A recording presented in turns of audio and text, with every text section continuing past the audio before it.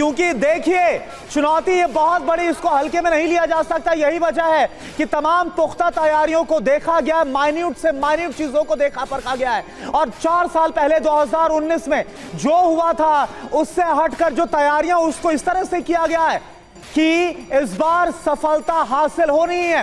देवकीनंदन ठाकुर इस वक्त हमारे साथ जुड़े हुए हैं। देवकीनंदन ठाकुर जी इस वक्त हमारे साथ जुड़े हुए हैं। अब हम ये पूजा पाठ की तस्वीरें भी दिखा रहे हैं। ये आपसे समझना चाहेंगे कि विज्ञान की तरफ से तो तमाम तैयारियां की गई, जो इसरो की तरफ से जानकारी, लेकिन जब पूजा पाठ होती है, दुआएं मांगी जाती है, तो इसका भी कितना असर पड़ता है?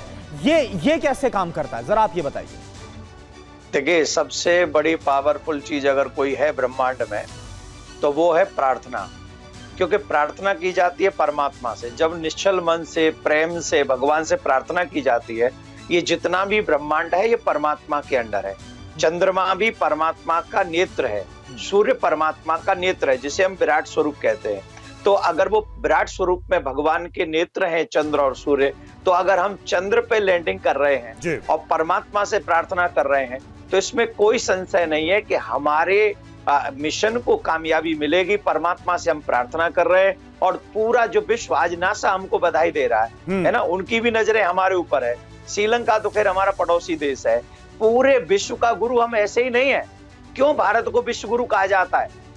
इसीलिए कहा जाता है कि ज्ञान में, विज्ञान में भारत से आगे कोई हो नहीं सकता। और लोग जो अपना ज्ञान भेजते हैं, देवकीनंदन जी पैसा लगाते हैं। ये उपलब्धि इसलिए भी महत्वपूर्ण है कि भारत ने तमाम बाधाओं को पार करते हुए, चाहे वो शुरुआत की आर्थिक बाधाएं हों, चाहे वो तकनीकी बाधाएं हों, सबको पार करते हुए खुद ये उपलब्धि हासिल करने की तरफ बड़ा कदम, बड़ी छलांग लगाई है। बहुत बहुत धन्यवाद आपका हमसे जुड़ने के लिए, हमारे इस कार्यक्रम में शामिल होने के लिए, हमें समय देने के लिए। तो देखिए किस तरीके से पूरे देश में दुआओं का दौर, प्रार्थनाओं का दौर चल रहा है चंद्रयान के लिए। लंदन से भी तस्वीर आई है, वहां भी पूजा पाठ की तस्वीरें सामने आई है। छात्र और रिसर्च स्कॉलर्स ने पूजा की है और आद्या शक्ति मंदिर में पूजा प्रार्थना की तस्वीरें सामने आई है। तो दुआओं का दौर लगातार भारत और भारत के बाहर भी चल रहा है। वो भारतीय जो विदेशों में बसे हैं वो प्रार्थना कर रहे हैं कि भारत का ये मिशन इस बार कामयाबी के झंडे गाड़ दे, चांद पर तिरंगा लहरा दे,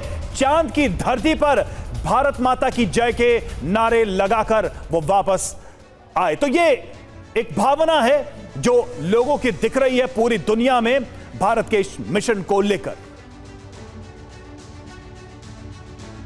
और देखिए इस बीच एक और बहुत बड़ी खबर सामने आ रही है। आपको बता दें, इसरो के पूर्व डायरेक्टर डॉक्टर सुरेंद्र पाल की तरफ से बड़ा बयान सामने आया। आज की लैंडिंग को लेकर चंद्रयान 3 बेहतर प्रदर्शन करेगा। लैंडर अपनी जगह तय करने में सक्षम है। एक जगह मंडराकर सतह लोकेट कर सकता है लैंडर विक्रम। इस तरह से उसको सक्षम बनाया गया है तकनीकी तौर पर। पहले से बहुत कुछ बदला है, यानी चंद्रयान 2 मिशन जो था 2019 का, उसके बाद से बहुत बदलाव किए गए हैं, काफी सक्षम बना दिया गया है।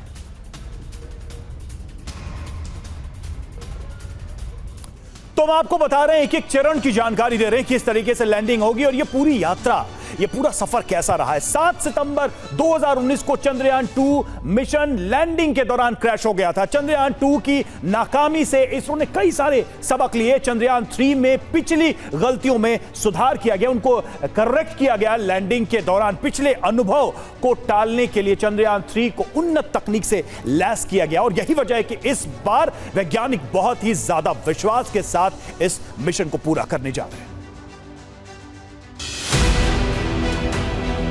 4 साल पहले चंद्रयान 2 लैंडिंग के आखिरी राउंड में क्रैश हुआ। सुरक्षित लैंडिंग के लिए अंतिम हिस्से में 3 चरणों में स्पीड को कंट्रोल करना था। पहले चरण में स्पीड धीमी हुई, लेकिन आखिरी 2 राउंड में स्पीड कम नहीं हो पाई। आखिरी पलों में इंजन ने इतना तेज धक्का पैदा किया कि गति घटने के बजाय बढ़ गई और मिशन फेल हो गया। इस बार लैंडिंग की स्पीड को 2 मीटर प्रति सेकंड से बढ़ाकर 3 मीटर प्रति सेकंड किया गया है। इसका मतलब है कि लैंडिंग के दौरान 3 मीटर प्रति सेकंड की स्पीड पर भी क्रैश नहीं होगा।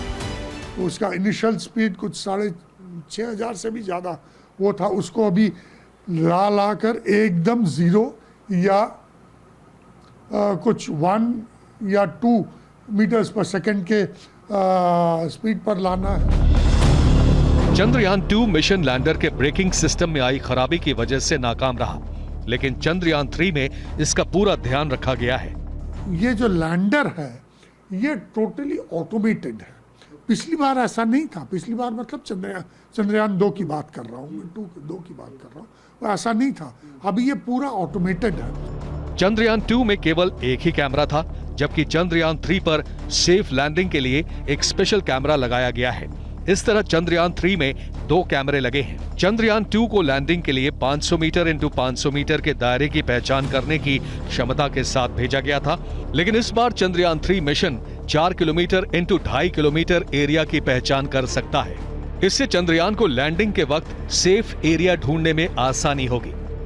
लैंडर खुद वहां पर जाकर फोटोग्राफ्स लेगा और वो एनालाइज करेगा कि यहाँ पर लैंड कर सकते हैं या नहीं, यहाँ पर कोई क्रेटर तो नहीं है, कोई बोल्डर तो नहीं है, ऐसा तो नहीं कि लैंडर एक बोल्डर के ऊपर आ रहा है। चंद्रयान 3 के विक्रम लैंडर के लेग्स यानी पैरों को मजबूत बनाया गया है ताकि लैंडिंग के वक्त लैंडर को नुकसान ना हो।